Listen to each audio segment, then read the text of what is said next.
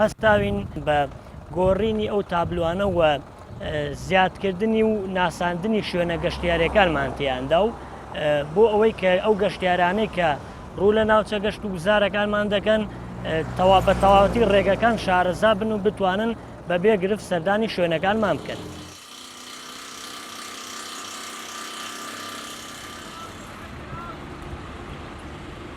هەروەک لە ماوەکانی ڕابردووشدا کارمان کردووە بۆ تەواوی شوێنە گەشتیارەکانی هەرێمی کوردستان وەک دوکانی سەر و ئەحمەد ئاوا، گەلی عەلیبەگ، بەنداوی دێوانە، بەنداوی دەربەندی خان و چەندین تونێل. ئێستاش ماوەیە کە لە دەربەندی خان کار دەکەین وا پرۆژەکەمان بەرەو کۆتایی ئەڕوات.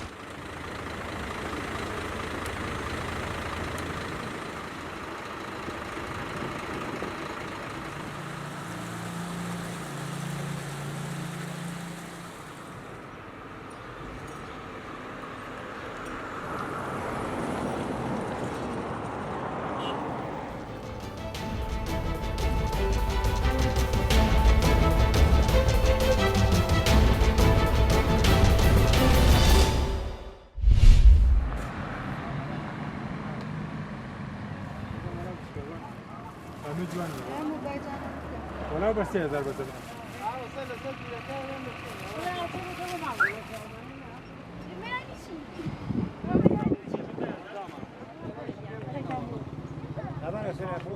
چەند ساڵێکە کە من هاتوچی ئێراکەم لە بیرەوەری منە زیاتر لە بیرەوەری منە کە ئێرا هەیە کشت و کاڵەکانی ئەم منتەقە کە لێرە ئەیەن بەرهەمەکانیان بۆ فرۆش منی ژێم بۆ ئێرا بۆ سندنیان شتەکانیان زۆر جوانت خۆمانەیە پێمان خۆشە کە ئەم کشت و کاڵانە کە لێران بەرهەمانە کە لێرە ئەگەن ئێرە زۆرتر پەری پێبن.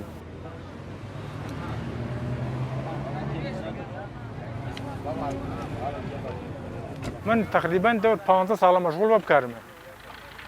ئەوختە کارەکەی ئێمە لەبەرەوە کە نەبێت بۆ ناوشار چونکە دەڵاڵی با هیچمان بۆ نامێنێتەوە بێت ناوشار تەماتەمان لێستن کیلو 2500 من ئێمە لەگەڵ خۆمان ئەم هینمانە داناوە ئەم غورفانە کرایشە دەین لەبەرەوە کە شتەکانمان خۆمان بیگەین بەدەست مشتری و کە دەڵاڵ نەیبات و شتێک بێنێتەوە بۆ خۆمان.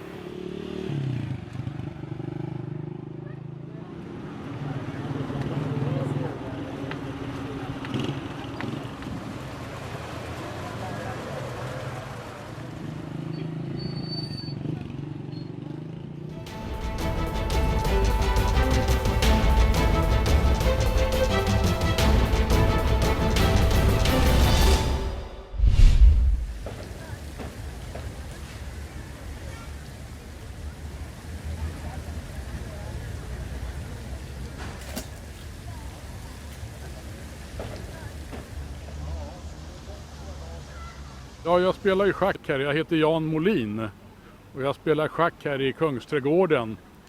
Och vi spelar nästan varje dag 2-3 månader på sommaren. Sen spelar vi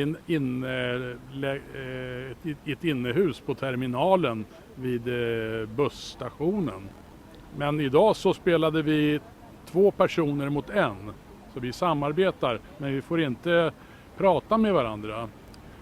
Och först vann vi 2 partier. Men sen vann han sista partiet här. Och det förstör ju hela världen för oss. Det är ett världskrig som pågår här i Kungsträdgården.